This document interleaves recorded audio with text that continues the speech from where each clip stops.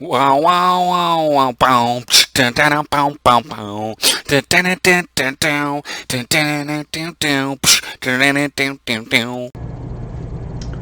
Hello, everybody, and as always, I'm Elwirfy. Welcome to my first kind of video in my new house, my new place. I know everything looks a bit different right now, but I'm sure we'll make up for that in due time. Now, we're going to be reviewing a board game called Galaxy Trucker. It's a wonderful game. Absolutely love it, and I felt that seeing such a good response that came from me kind of going over different ideas about the game Diplomacy, which diplomacy in itself is essentially just different strategies. Or the game part of it's really quick to review. This game, its strategy comes in a bit more of a random sort of way. And I'm going to try and share my tips and tricks as well as reviewing the game as a whole, giving my honest thoughts about it, and whether or not I'd recommend to get it. Now, the version I am going to be reviewing is the 5-player expansion, so that way everything will be included. There's no other expansions. There's just the bigger. It's called I think it's the bigger, better expansion or something like that. And essentially, it fits in this box, the original box. This is the original box. If you just want the base game, this is what you're going to look for. So let's go ahead and open it up. Hopefully the camera angle is okay. I don't want anybody to have any issues. But essentially, if you've never seen the game before, you're building a spaceship.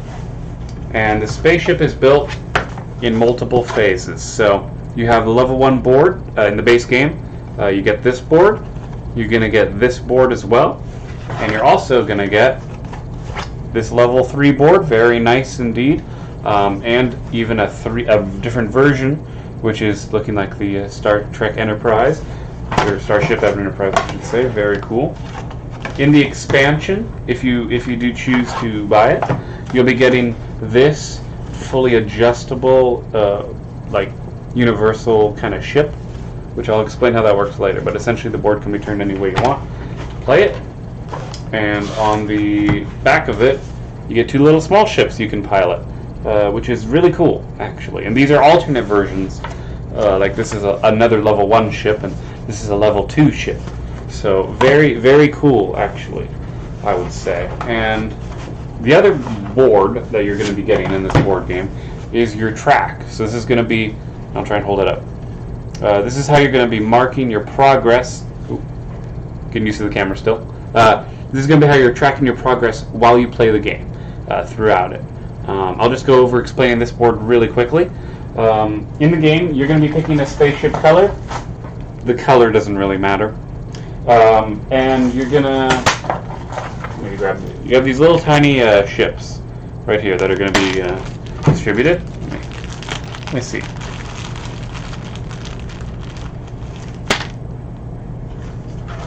Alright. So you're going to have a ship like orange, for example. If you get the expansion, you get the color orange.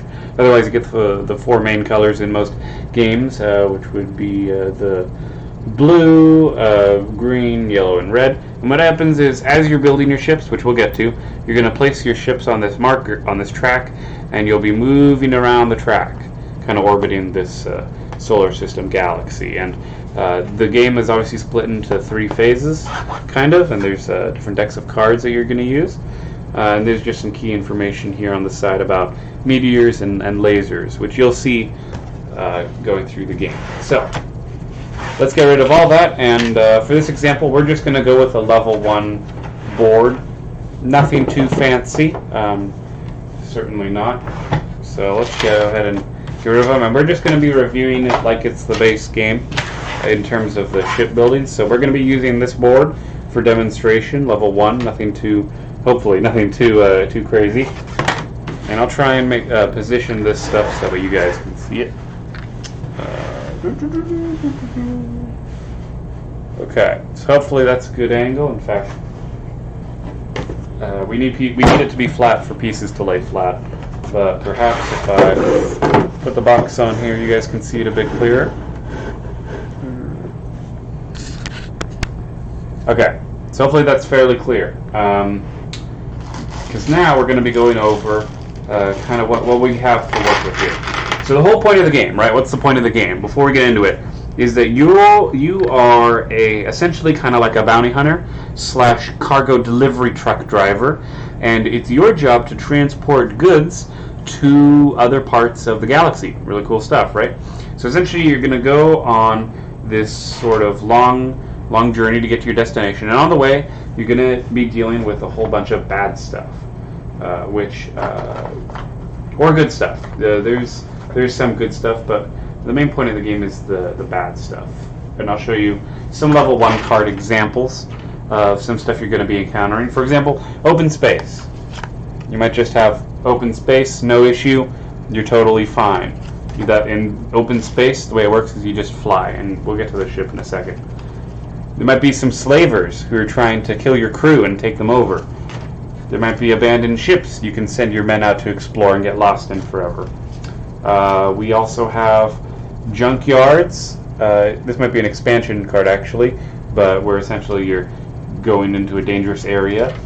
Meteor Storms, very common to be seen, and as well as there's one major one. Obviously planets that you're going to need to stop at to get goods. Let me make sure I'm not missing anything. Oh, right. There just might be some abandoned stations where you just need to have dudes in order to get rewards. So how do you go about? Oh, and combat zones.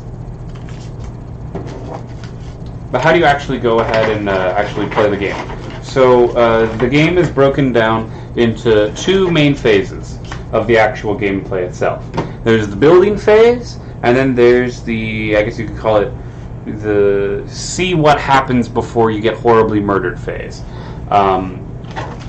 In the center of the table, let me move that out of the way. You're going to have a bunch of tiles that will be opened up, and essentially, someone, I think, nicely separated the base game components, maybe me, from the expansion components. So that is super helpful. So you can have all these tiles laid out here in the game. And actually, let me try and move the camera here. Okay, I'm going to try and hold this. This could go well or could go horribly wrong in me holding this, but I want you guys to have a clear visual understanding of what exactly is going on. So in the center of the table, pretend like, say, the score marker would be over here. Let's say we have some like a 2-player game, for example. When you set up, you're always going to have, this is as far as my camera goes, you're always going to have a space in between the ships, and this is based on the order in which you finish building your ship. Because in the first phase, when you go to build your ship, you're essentially going to be taking these tiles. They're going to be all laid out. They'll be face down. I'm not going to bother flipping them all face down for this demonstration. What you do is you essentially, the rules say you take one hand, then you go ahead and pick up a tile, and then you can turn it over and look at it, and then if you like it, you can come over to your ship, and you can say, oh, you know what, I want to put it there. And once you place a tile, it is locked in there. You're stuck with it forever. So you want to try and make sure that you're doing a good job. And I'm actually going to set this back down. Okay. Try and extend the board out a bit. I want you guys to see as we go through the different components. So, the first thing you're going to need, something that you need every single time, otherwise you might be in some serious trouble, to be honest, is you're going to need a command module. Every player starts with a command module. This goes right in the center, and it's marked in every single board where to put this with a slightly more highlighted box and the number of the phase inside of it. So you put your command module in. Okay? Pretty straightforward.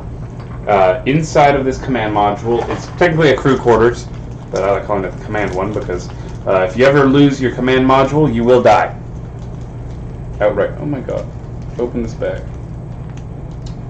This game's a bit old since it hasn't been completely updated in terms of my storage devices, so I might need to get new baggies later. The game does come with bags, but I've managed to break them. You get these cool, cute little spacemen, astronauts. I'll hold one up for you so you make sure you take a real good look at it. Focus. Any focus? But they're essentially little spacemen. And you get 2 of them per crew quarters. So let's say you had another crew quarters that was attached. You would get, say, another two spacemen, and you get 2 for each one of these that you have. Another wonderful component, obviously, because obviously you need crew to pilot the ship. But what we're here for, the goal of the game, is to make money, and we make money by collecting on our way through different cards these cubes of different value. There's no bad ones; they're all money. But you need to have a storage component for it. And you take the storage, you go ahead and slide that in. Obviously, doing the same method of taking and collecting. And this is simultaneous. Everyone is building their ship at the same time while you play. But as you go through the world, you can go ahead and grab some of these cubes, which are valued at 1, 2, 3, and 4, based on their color, and they go in storage compartments. So this tile, for example, had 3 storage compartments, so we're able to put in a total of 3 cubes in there at max. That's our potential that we could hold. So we have people to man it. We have our crates in order to transport it. But how are we actually going to get this stuff out of here? Well, there's also these wonderful engine tiles. Your ship is required to have an engine tile in order to not automatically lose. So engine tiles are required to go at the bottom row, or not necessarily the bottom row, but they can't have anything behind them. So I could put something up high. I could take another, like up here, and then another item could be down here. That's fine because, as you can see on the table, there'd be a gap right there. So this engine is technically functional. But typically, the best strategy is to put your engines at the bottom of the ship. So that's something super handy to keep note of. The way engines work is pretty straightforward. Sometimes you might be required to power engines up, and for every engine that you have, you'll be counting it as a value of 1. Any engine that's turned sideways is a value of half power. So you want to be having engines going that way. Now, another thing to note is that while you're going through the ship, you'll also be fighting some bad guys, right? So we're going to need to have guns. Guns, again, they fire at a strength of 1 while they're facing forward, straight ahead. Or if they're turned sideways, then they're only going to be at half strength, half value. So that's another important thing to note. And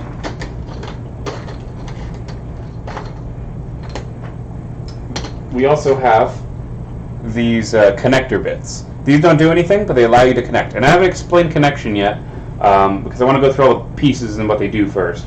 And then I'll talk about how we actually go about building our ship itself. There's also red storage containers, which allow you to store the red blocks. So I said before that there's no real difference between them, but red is the most valuable resource. They're level 4 value, and they can only go on a red storage container, so 1 for 1. However, the red storage containers can hold any kind of item. So they don't have to be only red that go there, but only red can go inside of inside of a red container, if that makes sense. So if we were building this, maybe you'd put it here.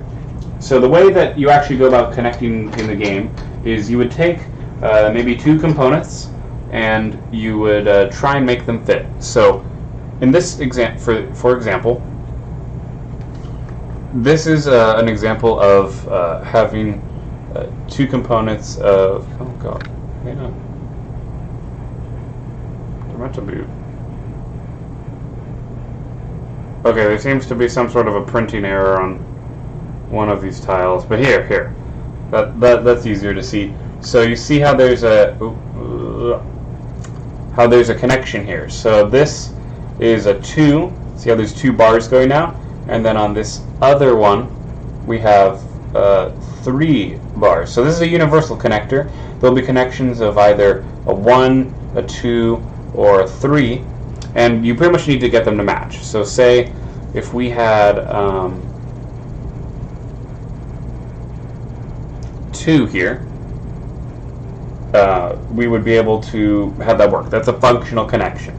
But what isn't allowed to work, and this is something important, is that if you were to connect a ship like this.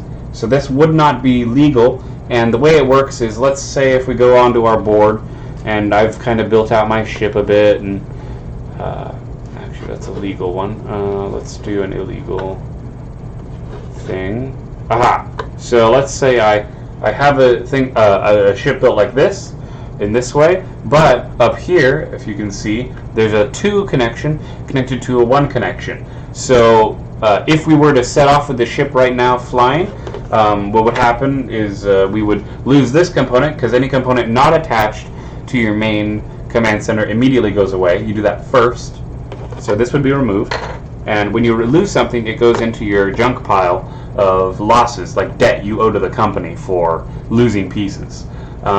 So you'd lose anything that was not attached, as well as you're going through, and what you do is you have an opponent look at your ship to examine it for any connection errors. After you build it, this is a timed game, so you run this timer 3 times. Kind of weird that they wouldn't just triple the sand, but the rules say you run the timer 3 times, and the timer starts when the first person is done with their ship. So you actually have a lot of time. It's not actually all that stressful. It's just to keep people from being super slow and making their ship as good as it physically could be. But anyway, like I said, so this spot right here has a 2 connection and a 1 connection. So at the start of liftoff, those components are gone, and they would also be included as part of your debt. Each level has a max debt. This one has a max of 5 debt. Even though you can't really see it, trust me, I'm not lying to you. It's a max of 5 debt. So you can get anything that goes past 5 tiles. That's just like the company said, screw it, you're terrible, who cares, right? Pretty straightforward. So let's go over a few more tiles. Now that I've covered kind of the more basic ones, the most basic ones, let's go into kind of tier 2 of stuff.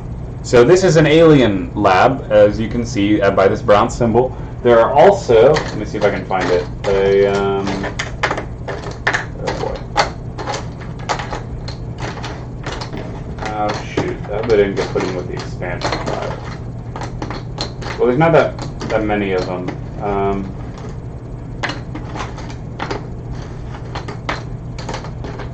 Oh, I think they actually did get mixed in, because I'm seeing some expansion tiles in here. So someone must have perhaps thought that they were expansion tiles. Okay, hold on. I thought that this was all going to be smooth, but it's not, so.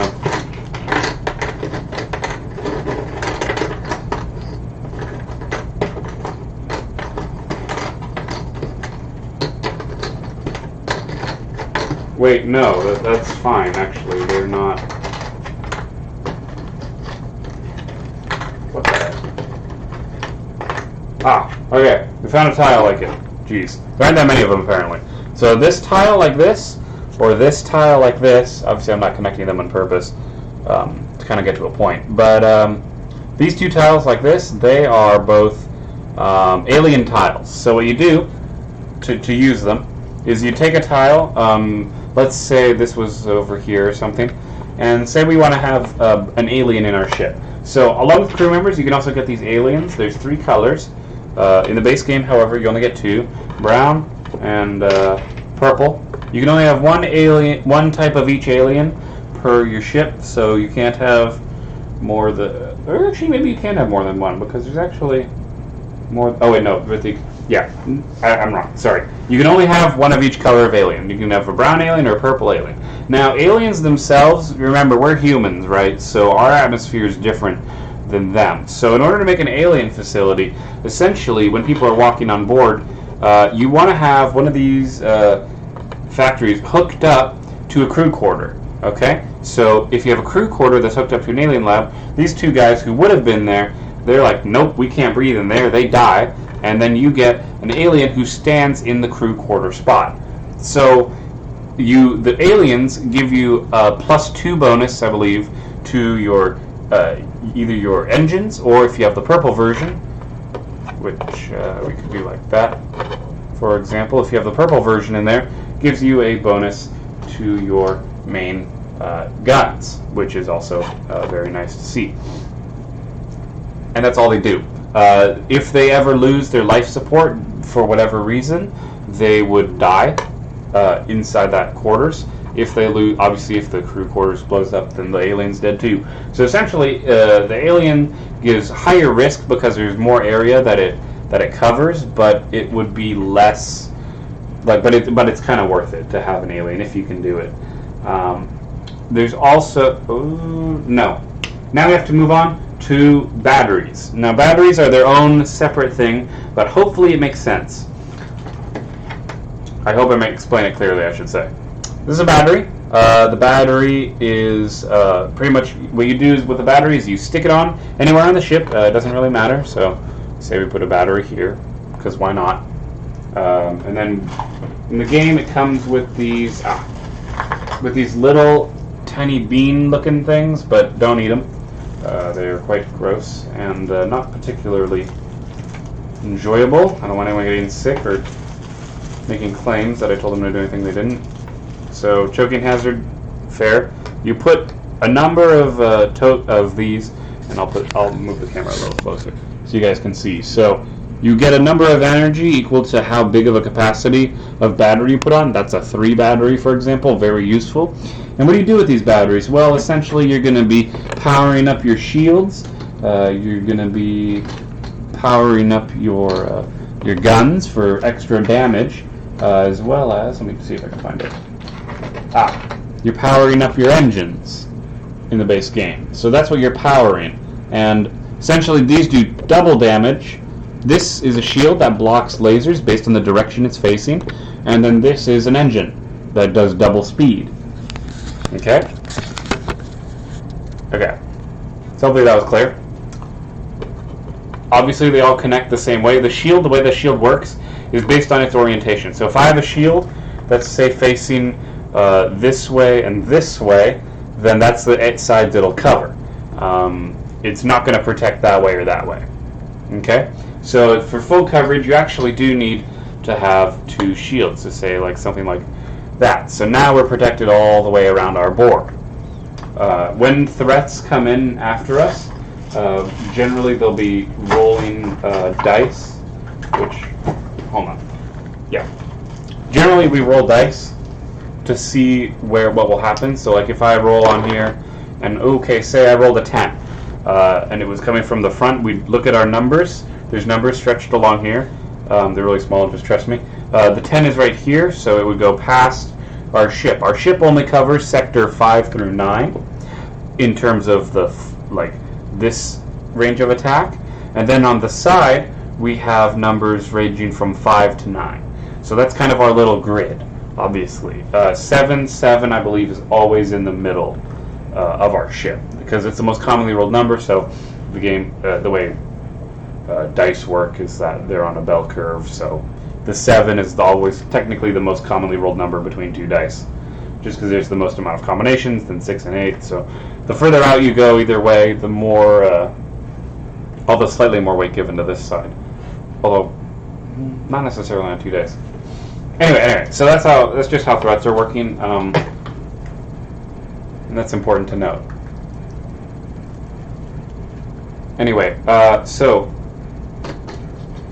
losing my train of thought for a second. Okay, so that pretty much covers all of the base game stuff. Now we're going to go ahead and move on to the expansions. So in the expansions, we'll essentially you get a 5th player. That's the first thing you add to the game, which is really nice. Being able to play with more friends, and it adds new tiles. The first new tile that I think everyone might really enjoy is that you get a blue alien.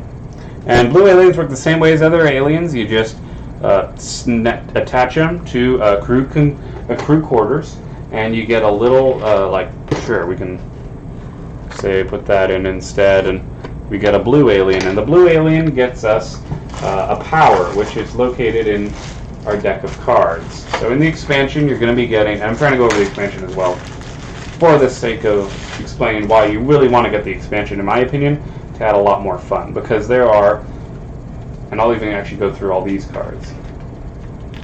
There is, in fact, special blue alien cards, right? And they each do cool, different things. Like, for example, the manager. This guy increases, I mean, you can read it yourself, but it essentially increases the effectiveness of your aliens, and it affects how, how much money you get. If, like, you can get bonus points for keeping aliens alive. So he's a manager alien.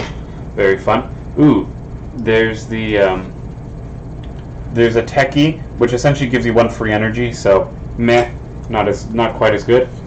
Ooh, there's the merchant, who pretty much makes your red hazardous goods and your yellow goods +1 value, which is super good. I like that one a lot. And then there's the diplomat, who's great, who essentially allows you to ignore hazardous areas or battles. But in my opinion, the best card, the best one you get, and you get to pick these either randomly or whoever gets their blue alien down first and as a completed ship. But I would take the lawyer any day, because he makes it so that way every piece you lose on your ship you don't have to pay for, which if you do badly and you lose everything, you still got to pay for it. So this guy pretty much saves you for a whole round, so that way any losses you take, you don't care. You can be more risky as well because you have the lawyer on your side. You know, he says, hey, this ship was uninsured anyway, so you shouldn't feel beholden to it at all. So that's what the blue aliens do. Very exciting. I really like them a lot. Another thing that got added into the expansion game only is these wonderful blast shields. These protect a single square. Like, say if we had a bouncy shield. I like to call them bouncy shields right there, or yeah. If I put a shield right here, it would block anything that hits this square coming from this direction or this direction. So it's really good because shields can only block lasers. This is important. There's giant meteors in the game which cannot be blocked except by being shot by lasers. And then small meteors are blocked by everything except for if a connector area is exposed to outside space. Those are the main threats. There's big lasers which cannot be blocked by anything, and then there's small lasers which can be blocked by shields, which is all on your homeboard key. Also, oh, important to note while we're talking about lasers and such, sideways lasers, even though they do half strength, they still they cover a defense of like all of 3 zones. So a sideways gun, which would be on Sector 8, would actually be defending 7 and 9 as well. So there is some merit to having sideways guns if you fill up your whole top row with guns. Having high gun power, though, is really important, especially in the new expansion. I think it's a little more important still than having lots of engines, because having lots of engines, the bonus isn't that big of a deal. So as long as you just have one engine and you keep it safe, I think you'll be okay. Granted, redundancy is important in this game. I think redundancy is absolutely critical to your enjoyment of the game. Anyway, so that's the black bubble shield. It just blocks a type of space. You're also going to have these boosters. So this is something you pay a battery for, which I believe is just going to be boosting the power of this. So if you have a gun and it's here and you have directly connected to it a booster, and you do pay an energy for it, but then everything that this guy is attached to gets a +1 buff. So if you had, for example, say multiple guns, that's not connected, right? But if you had multiple guns here, you would be able to get +1 to each of these by paying an energy on that. And pretty much there's a brown version of it, which we can take a look at right there. There's a brown power one, which I think is kind of awful, because I don't think it's a very useful item to boost your engine. Some people might like it, but I don't personally find it as strategically useful. But you can boost your engine strength with it. You pay an energy, every time you pay an energy, you lose it off your ship, and then this one gets +1 to its value. So yeah, that's how those work. Pretty good, pretty straightforward. We do have also a shield booster. This is what this is. So when this is attached to a shield, it makes it so that way.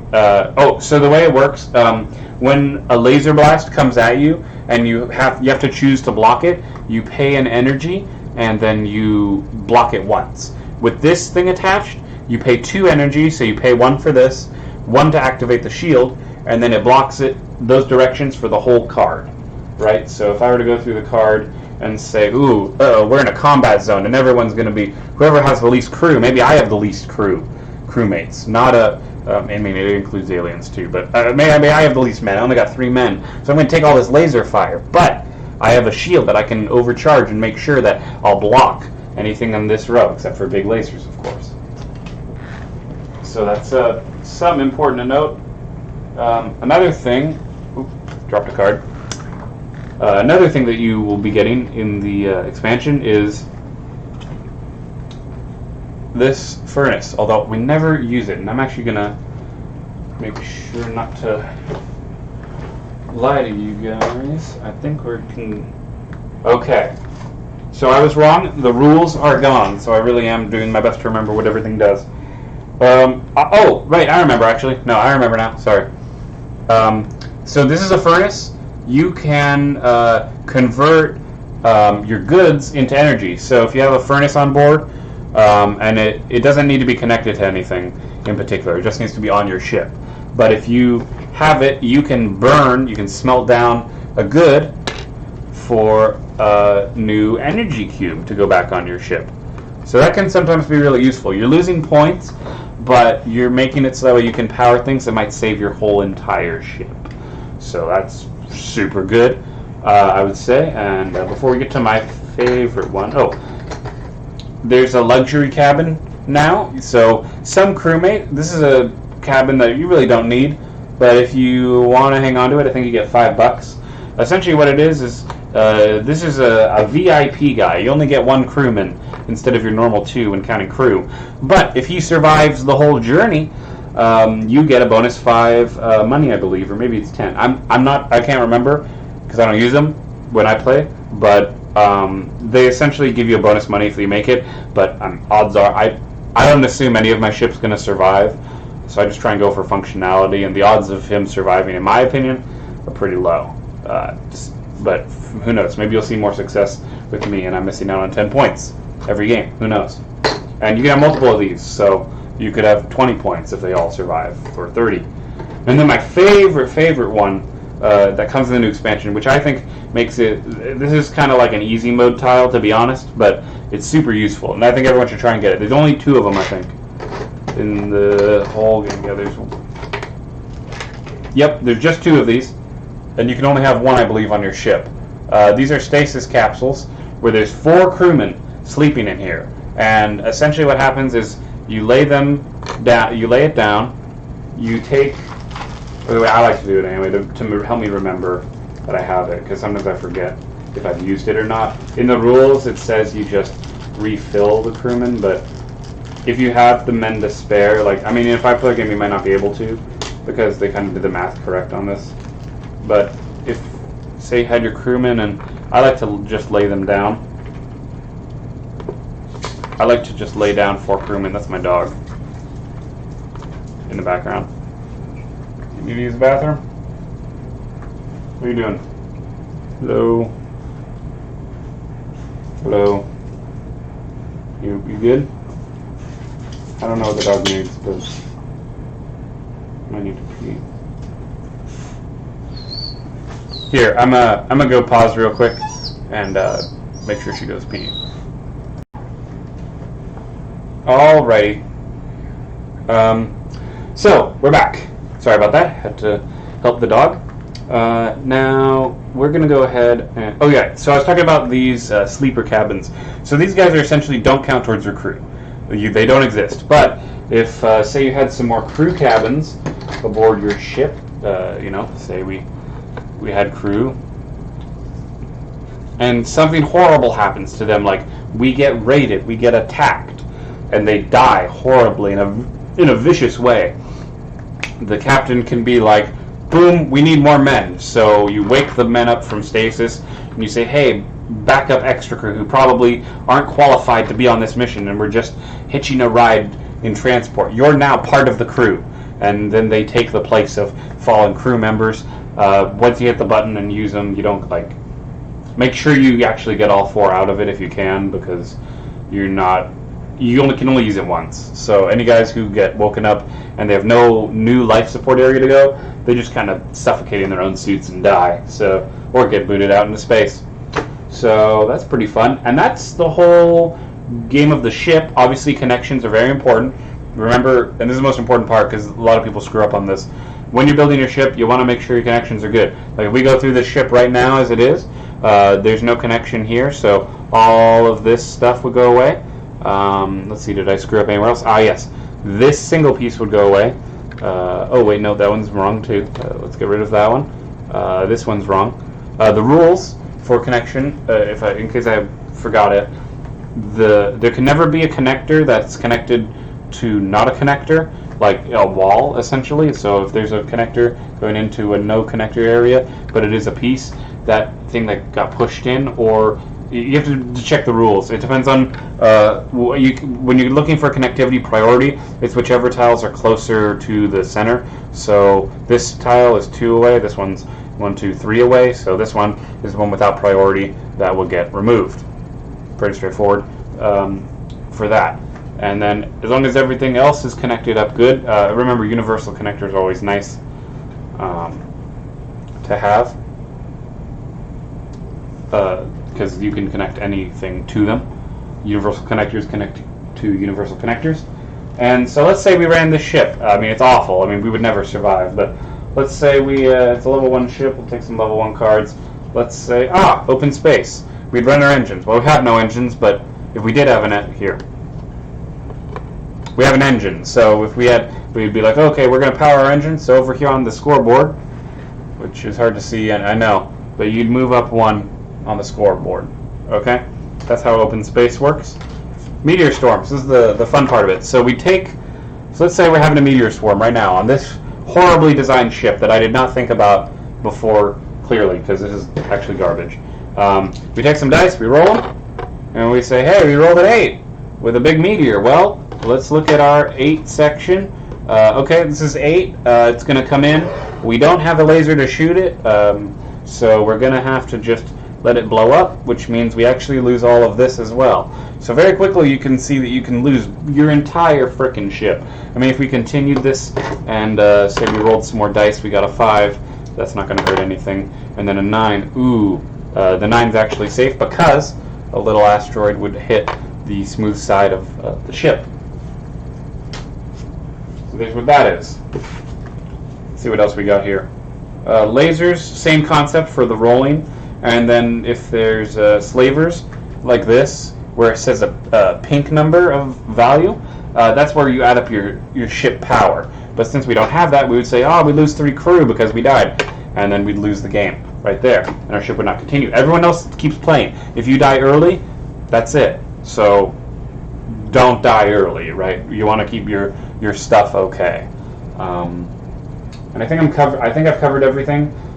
Based on your position in which you finish, that's how much bonus money you get.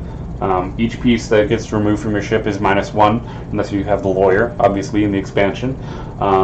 The money is valued at $1 for blue, $2 for green, $3 for red, and $3 for yellow, $4 for red. I am so sorry.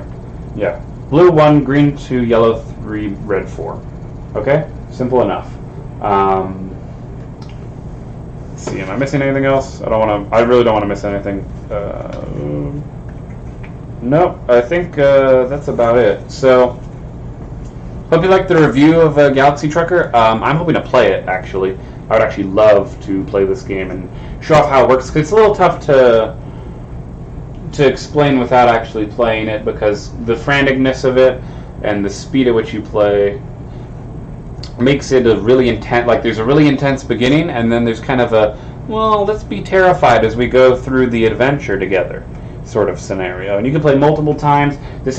I'll just say it, this has excellent replayability. Absolutely excellent. So, crap, there's pieces I missed. But they're self-explanatory. So I'll go quick. Sorry. I was trying to wrap it up. This is a gun engine. Essentially, there needs to be no space in the back and no space in the front. So you stick it out on an end piece of the ship, and then it works as a gun and an engine. And then this one is storage and batteries, so it functions as together, but just connected it correctly. Okay. One more double check to make sure I got everything. There's a lot of pieces. There's a lot of toys to play with and such. Oh yeah, hazardous version of it. Great. Which is really nice, actually. Okay. Well, I hope you all enjoyed. I'm loving this game a lot. I think it's absolutely wonderful. I don't rate games on this channel. I don't think that's very good to do because I enjoy games kind of based on my mood. So I'm trying to review games when I'm in my best mood with them, so I can give an honest depiction of when it's at its most fun. I would say it is a lot of fun to play, and my friends. I mean, this game is so fun that my friends even ask me if we can play this specific game because of how fun it is. Compared to, I mean, I have a lot of board games. I think you've seen in a previous video, I think I've shown you my board game wall. But this game right here is that's why I'm reviewing it kind of first. I really love this game and the way this game plays. So, thank you all for watching. As always, guys, I hope you've enjoyed. Had a lot of fun recording in this new area. I hope you like the new area. We're gonna straighten it up a bit, make it look a little nicer. Since this is my first video, I think I'll go ahead and give a quick tour of the room so you guys can take a look. So this is obviously where we did our board game review that just happened. Let me show you the computer in which we're viewing it. Monitor down there. Try not to show personal information. I have a bunch of Warhammer stuff right here. And a nice shelf full of Warhammer stuff. We'll do more Warhammer stuff later, don't worry. And then board games, and then there's like board games inside the drawer. So a lot of stuff going on. We got a nice trash can right there, super nice trash can. And we'll spruce everything up a bit. So I really like this game, this board game, Galaxy Trucker. It's absolutely fantastic. I can't recommend it enough. But obviously everyone has their own opinion. Some people might not like the theme of space trucking, but the theme isn't, I must admit, other than like the space part, that's obviously in the theme, and that really stands out. But the fact that you're delivery men, that can get lost pretty easily, but it's okay. This game is super fun, and I don't want the theme to detract from it, because I know, for me anyway, when I watch board game reviews, sometimes the theme really turns me off of playing a game because I have trouble getting invested in it, because I like to be in the game, right, or feel like I'm part of the game universe when I play it. But no problem with this. I love sci-fi, love space, and hope you guys like the game too. So anyways guys, as always, I'm Elwirfy, and I'll see you guys next time.